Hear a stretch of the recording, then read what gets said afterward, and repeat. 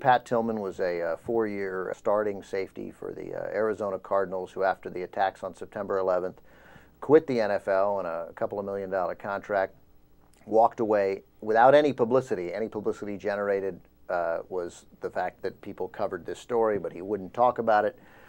He and his brother signed up to go fight in Afghanistan, and then a couple of years later, when he was killed in action, the circumstances of his death became a big news story, and then there was a significant military cover-up, which we all know about, and the movie is about sort of his family's desire to fight the military and uncover the truth about what happened to their son, who became a rather significant American hero, and the interpretation of what kind of hero he was really depended on what side of the war you were on. Here's the Tillman story.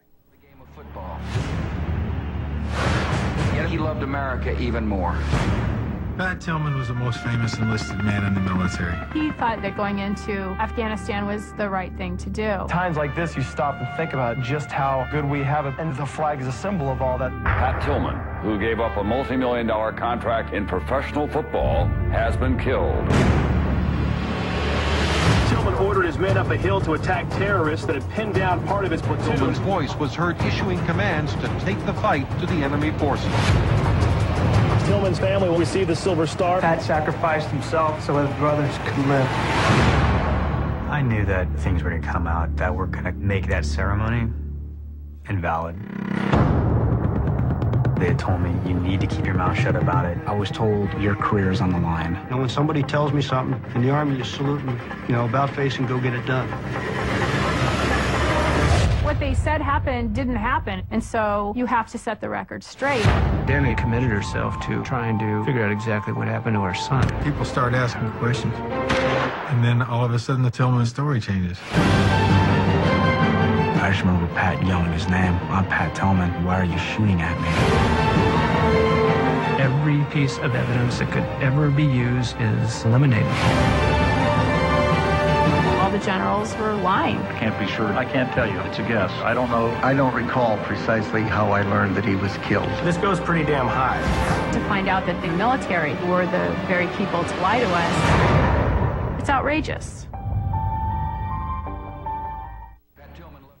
There you go. That's the Tillman story. It gives you a good sense of how this movie goes. A pretty dramatic trailer, and I think a pretty dramatic film. It is. It's pretty great. And Amir Bar-Lev, who directed it, also did My Kid Could Paint That, which was excellent.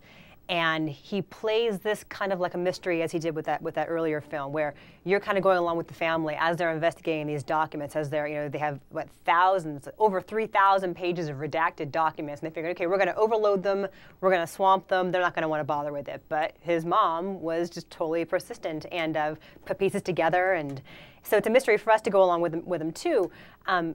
What I found fascinating, beyond, of course, their investigation, was finding out who he really was. I mean, he was such a symbol and such a poster boy, inadvertently, and to find out what kind of guy he actually was just as riveting for me as the mystery of trying to figure out who actually killed him. I mean, the fact that he was a goof-off, and he liked to take risks, and he wasn't a saint. He was a regular guy, a truly decent guy, but a regular guy. That was just as fascinating for me. Yeah, I liked how the family, the mother, Danny, the father, Pat Tillman Sr., and his brother Richard, that's his younger brother, or his much younger brother, Kevin signed up with him. But that these three people who participated on camera, it looks like Kevin participated in the film, but like Pat, he will not in any way, it seems like, exploit his brother's death or take advantage of, doesn't want anybody to sit around and say, oh, look at you, you're so brave. He just, and the same with Pat Tillman, and it's one reason you admire them. But I like that all three members of the Tillman family, they were legitimate characters. I mean, they were obviously real, but they played like characters in this documentary. They each sort of really had their own belief system, their own idea of what was important. They all took their brother's death or their son's death in their own particular way, which gave them each, I thought, their each own independent and strong voice throughout the film. And his wife, too, we get to know her. And his wife also, bit. I didn't mean to leave her out. Of course. Yeah.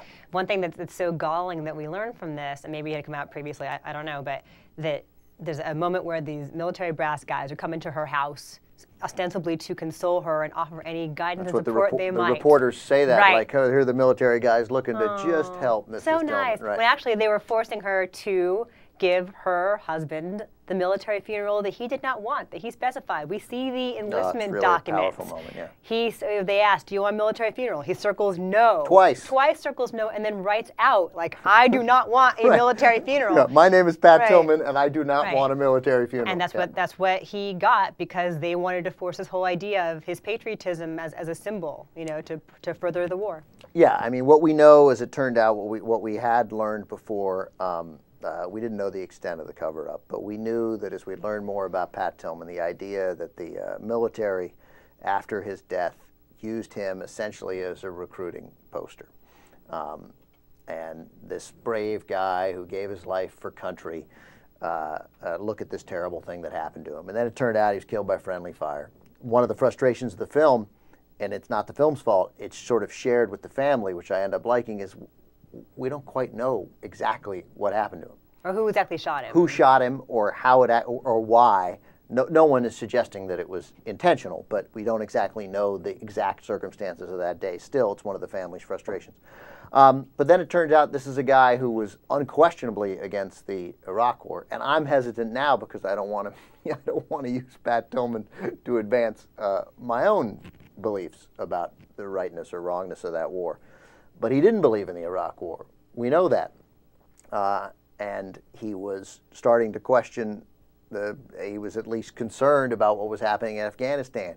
And he read vociferously, and he read liberal writers, and the idea that the military and the Bush administration sort of co-opt his death to make it their own is one thing that made the family so unbelievably angry, that they thought their son, that their Pat, had been sort of taken away. And there's that wonderful scene at the funeral, which I guess some people saw on television at the time, but it's worth the whole movie, of his brother's eulogy at the funeral. It's so a funeral that John McCain's at and all this military brass is, where he just sort of says, this is, you don't know my brother. I don't want to spoil it, but it's a great, great moment. Yeah, but tonally, he just gets it right the whole way through. Yeah. I mean, that is a moment that it stands out for its own innate drama. Right. You don't know what's going to happen, and you're just sitting there with your jaw open. But there is so much inherent emotion, so much sadness, so much frustration, and he never overplays it. He just lets it all play out. He puts all the information out for us.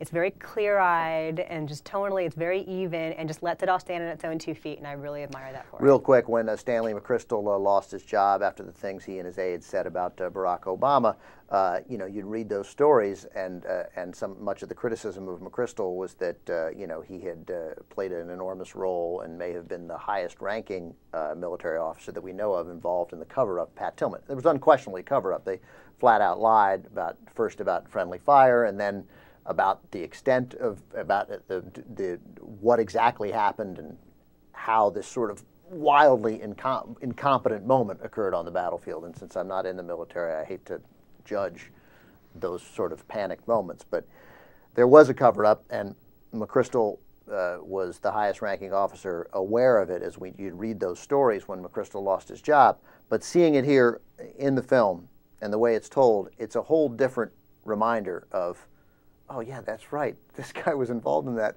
and it was awful. And why do people still not know that in the cover-up is just have a different hero? The cover-up is worse than the crime. This was a terrible mistake. Sorry, just say it was a terrible mistake. Yeah, but it's a great movie, and so hopefully folks will go see it. Although there is some stuff that's been out there in books and news reports, but there's a lot of new stuff too. So a lot of new stuff, and it's all put together in a dramatic way. And you've never heard from the family to the extent that you hear from them in this. What'd you give it? I give it a 9. Yeah, it's pretty great. I give it an 8.5. I should have given it a 9. You still can. You want to do it now?